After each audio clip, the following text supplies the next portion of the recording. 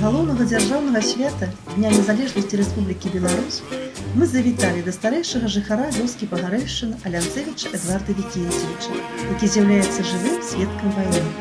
Эдвард Вікенцевіч падзяліўся з намі сваімі ўспамінамі з тых далёкіх ваенных часоў. 41 год. 41 год, да. 41 год началась война. Летом пришли немцы. Прилетели 10 человек в Пагарэшчыну вёску. Загадали всем по 10 яйков принесли, молока, сметаны, масла. Ну, люди износили их, загадали. Ну и поехали опять в гарнизон. Ну, потом они тут в укропище тут они все стали. А еще партизанов мало было, не было. А уже в 42-м году появились партизаны. Вот уже кругом лес, наш хутор стоял около болота. И лес рядом. И тут партизанам было зручно. Приходили они тут. И это. Ну, потом, так, зимой, да, уже зимой были, партизаны были. А старший брат Володя подружил с партизанами, был Смирнов такой, и Виктор Иосифович, командир взвода разведроты. Они приглашали Володю как партизан, но он, а тут сразу гарнизон, немцы нас постреляли пусть. Нет, не согласился я. Я пошел бы, как не гарнизон рядом был. Ну, а Он также помогал партизанам, приходили они у них по... Помогал возил, покажу дорогу, где пройти туда, далеко туда в лес. Как Бахановскую греблю в Гаць. А потом он добровольцем пошел на фронт. А добровольцем пошел на фронт. Селаще тут, война на селаще. И там загинул на фронте. Сколько он дней не дожил до перемоги? 19 дней. Не дожил до перемоги. Ну, а тут он с ними, партизанами дружил. Я так пацан не могла 11 годов.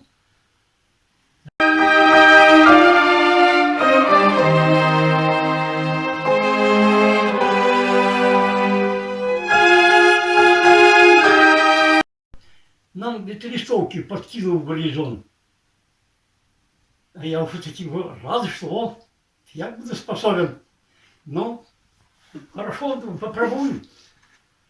Ну, говорит, только смотри там, а тут в горы было страшно полицаев, как немцев. Бо немцев мало было туда. Вообще 8 человек было в гарнизоне. Разъезжались по вёсках. Дал мне 2 пакета листовок. Я думаю, занесу. Ну и пошел покатился. А мне 11 годов уже, таки был хорный парень. Ну, помогать хотел, не хотелось помогать партизанам. Ну, пошел в школе жили немцы. Гарнизон войска. А никого не было. Никого даже, я знаю, ни полицаев, ни немцев, один немец на корзионе на окне сидит, окно раскрывший. И играет на гармонии. Я полетел сюда, никого не удивился. Я открыл коридор и кинул пакет листовок туда, в коридор. Сам вход до гмины. А в гмине девки сидели. Это их контора была немецкая. Там девчата, я открыл гмину, там девчата, там смеются, кричат. Я открыл этого фени в гмину и кинул в гмину, а сам на кладбище рванул. Тогда разу кладбище было. Тогда с кладбища я перешел на болото, и болотом давай домой добираться. Болотом. Шел болотом, шел до Сасонника. Чую на болоте, я вратую только трррр, автоматы трещат. Я говорю, огрели. Ну и не увидели, где девушка подкинул. Но я дошел домой более не пойду уже, это сама, потому что как налечили тогда Ну, все. могли б Жихару постріляти у вёсцы, да? Да, законно застрелили. А ви ще поліцаї, тут же ж много їх було? Полицаев было их тут человек 20, может, их было, а был кабак такие, на телевизоре бил, как стрелять. Что я пойду, как то стрелять. Кабак, сорока, буглачок такие были, тогда их все эти бандиты, они один партизан пушкой, их всех положил. Вот тогда спалили челяки. Партизаны тут они шнарили, пошли тогда, партизаны зашли уже курган, и 4 полицаев застрелил. Тогда немцы забрали весь скот у человека в вёсце, а вёску спалили. Ну и хотели Абрамушу спалить, но тут шляхтич ей призначили, подсказал, где партизан находится у короля на хлеве, партизан сказал, что был. У короля это, на хлеву.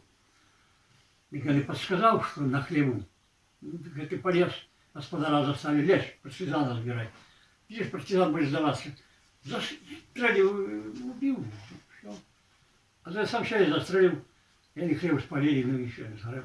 Тогда я тут опыли пожадал уже каких и 10. Тогда это партизана откопали, на городе были закопавши. Тогда тут я перехоронили. Я его Він тепер похований тут, де пам'ятник, де у Брамшлі стоїть пам'ятник по загинувшим воїнам. Погибшим воинам написано, там и партизана кости там сложили, поховали. Вот. Полицаи были в разных горших за немцев, свои они все знали, шнырили тут все, такие подлые были. А люди были в зимуйках такие, ты сдумали бы вон. Ой, вы вредно продачи. Выслеживал, тогда все ходил за немцев, то и подсказывал им все. Как людей стреляли, ой, какая зараза. А шмат немці перестріляли от людей, щемішні, чули? які позагинули. Тогда застрелили щамню у кровля Соболю и Тарасевичу, 2 щамни выстрелили. Там до их заезжали еще партизаны. И вот это подсказали, продачили, там, в общем-то, продачили. И вот 2 щамни выбили. И тогда так оно вот было. И тогда, ну, брат был согласен пойти партизаны, но тогда нет, не пошел, пошел добровольцем на фронт. И там под Берлином Варакульсков погиб. І він похований у братській могилі. А, тогда перехоронили эту, у братскую могилу. Был номер могилы 13, помню. Это А ви їздили туди, братский Андрей. а брат Андрій їздив з матір'ю, да? Ну, до могилы ездили. Вообще пока перезахоронили. А потом перезахоронили в братскую могилу. Там теперь все общая. На работу людей, бункеры, там, это укрепления их обороняться. Но братья мои не пошли на работу.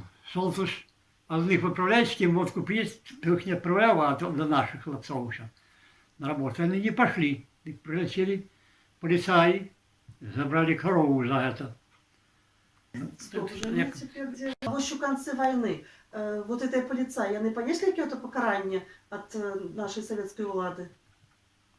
Понесли все, их всех позабирали, всех их этих самых судили. А это самое, после войны становилась советская власть, и было местных бандитов.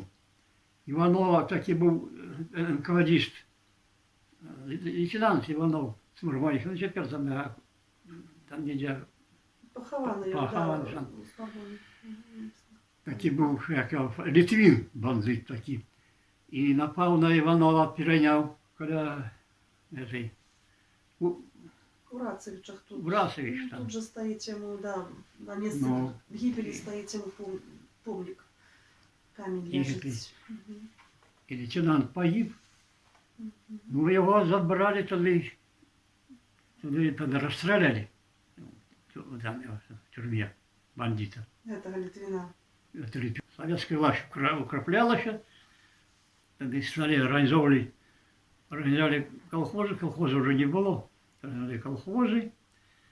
И так обжилище доброе народ было, что стали зараблять в колхозах, перевели на деньги.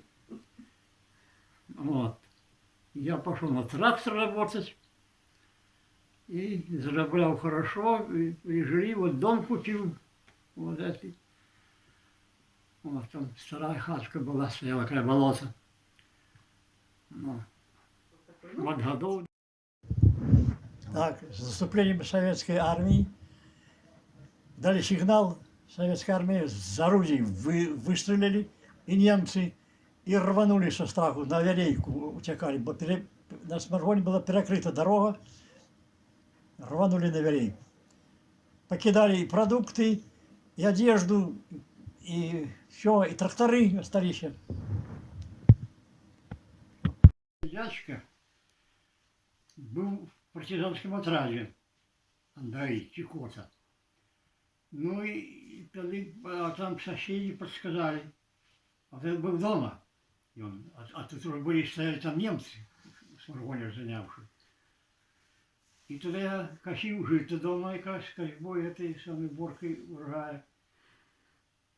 Налетели немцы, арестовали и забрали. И был аж в Освенциме, там чуть не погинул. Вот, был все.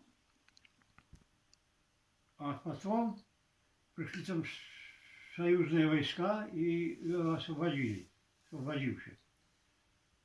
Потом добровольцем поехал на японский фронт.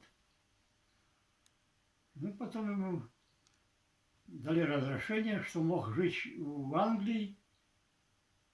Вот. А потом кинул, не захотел там быть, вернулся домой на родину. Приехал в Ходаки, был тут и жил в деревне, в Сморгоне. Вот, и так, а так. Дякую вам, вялікі Эдвард Вікенцевич, за ваш змястоўны аповед. Жадаем вам заставацца здаровым і ў такім жа самым бадзёрым настроі яшчэ шмат год сустракаць нашы вялікія святы.